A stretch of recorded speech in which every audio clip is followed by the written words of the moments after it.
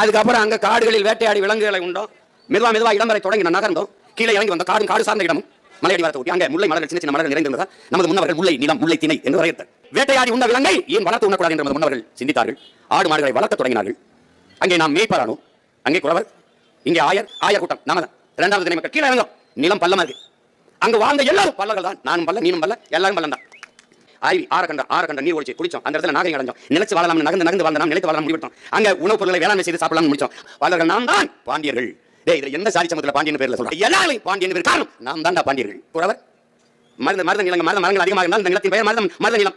ஒரு தொல்குடி நம் தாய்க்குடி, குறவர் குடி. அதில் இருந்த இத்தனை குடி. இதற்கு பிறகு கடலும் கடல் சார்ந்த இடமும் வரும். அது நெய்தல் என்று அழைக்கப்படுது. மீனை பிடிப்பதால் நாம் மீனவர்கள். ஆனால் அது நம் குடிப்பெயர் அல்ல. நம் குடிப்பெயர் பாரந்த கடற்பரப்பிலே வாழ்வதால் நாம் பரதவர்கள் என்பது நம்முடைய குடிப்பெயர். இந்த 4 குடியில் இருந்துதான் உலகில் இத்தனை மானுட சமூகம். நீங்கள் ஒன்றை தெரிஞ்சுக்கணும்.